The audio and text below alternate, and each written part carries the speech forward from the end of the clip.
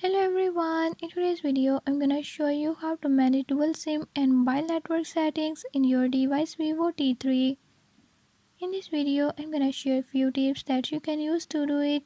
If you found these tips helpful, press the subscribe button and ring the notification bell.